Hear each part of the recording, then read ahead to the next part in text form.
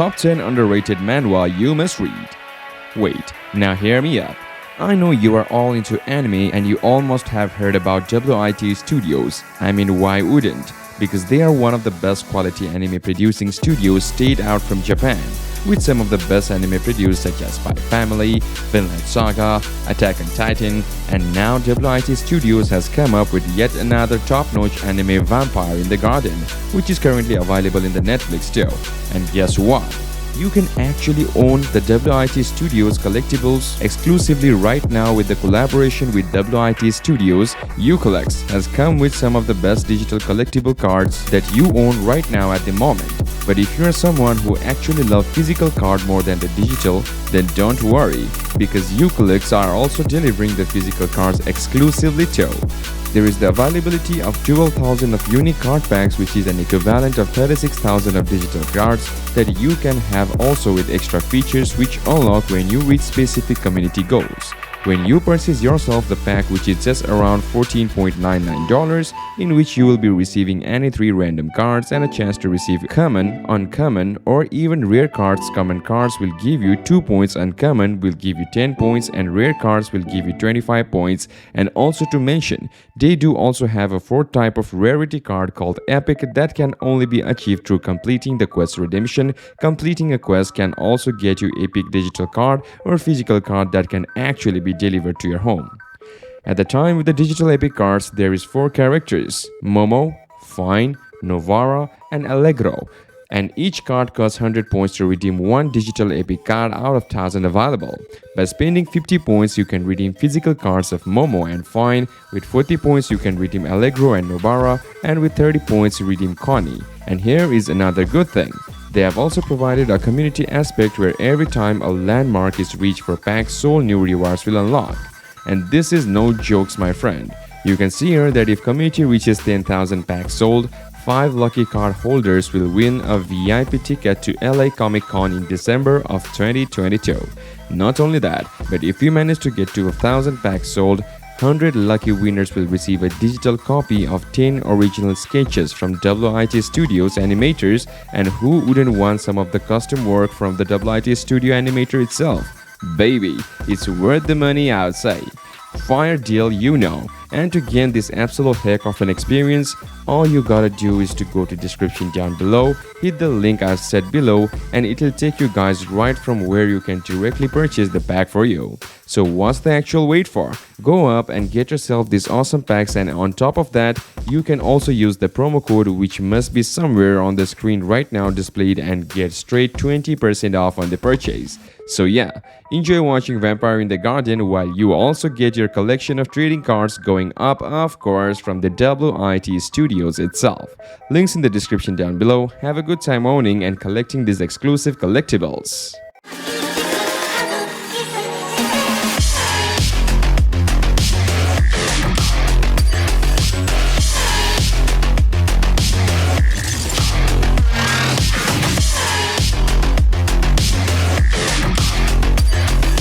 Starting off with our number 10, Silver Bullet Exorcist. In a chaotic Joseon dynasty with vampires, ghosts, and shamans, Park Moon-soo, who calls himself a dark speaker, destroys a corrupt official. In order to subdue the Dark Master, Park Moon-soo, who is trying to revive the Vampire King, the court dispatches Anson, a military officer who has just passed the exam, to find Hong Kil-dong, an outlaw who is good at swordsmanship and martial arts, and dispatches him to Taebaek Mountain. Number 9. Newbie Management. Cage the hero was summoned to the other world. He succeeded in overcoming adversity and hardships. He finally managed to defeat the Demon King. He was happy that now he can finally go back to his home. But when he came to his senses, everything reverted to the way it was at the beginning. Now he has repeated it countless times and reached a point where he can catch the world's strongest Demon King with his bare hands. Finally, he decides if he can't get out of this loop, he will summon another hero to defeat the Demon King. Number 8. Disaster Boy. In Korea, the nation was in danger of being submerged due to heavy rains that continued for hundreds of days. After barely escaping from the disaster situation in some way, the forecast accuracy of the Korea Meteorological Administration recorded 100% for 15 years, leading to peaceful days without unusual weather. However, 15 years later, the weather forecast lost its accuracy and a storm is approaching, and an unusual situation occurs. Hoshin, an ordinary high school student, suddenly gains superpowers to control the wind, and as he is chased by strangers, he gradually becomes involved in a series of events. Number 7. The Lady with a Mask. I really enjoyed this office romance. The characters were wonderful. I particularly loved the heroine, and their relationship was really sweet. The plot was also good, and I liked that the cliche plot of him not knowing who she wasn't dragged on unnecessarily. This story was slightly similar to What's Wrong with the Secretary Kim, although the main male lead was really different personality-wise, but the whole rom-com office plot just reminded me of it. I would recommend this if you are looking for a sweet, light, and romantic read. Number 6. Neolithic Girl. What would you do if you could live forever? Suki Kang has lived for over 10,000 years, yet always seems to make the same mistake. She wants to save others from certain death.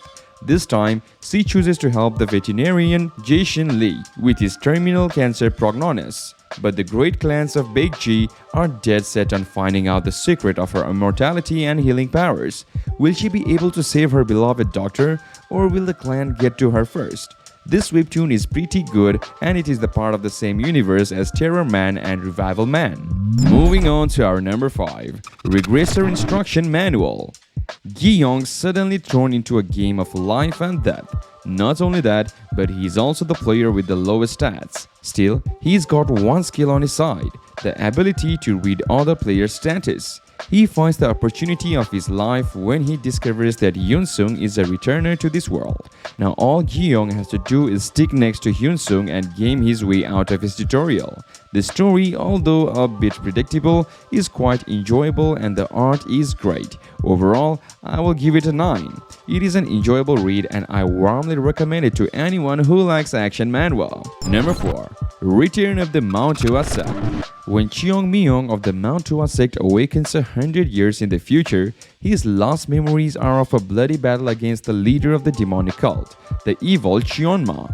The battle almost saw the end of the 10 great sects of ancient China, when Cheon-myung ended the hard-fought fight struggle by striking down Cheonma.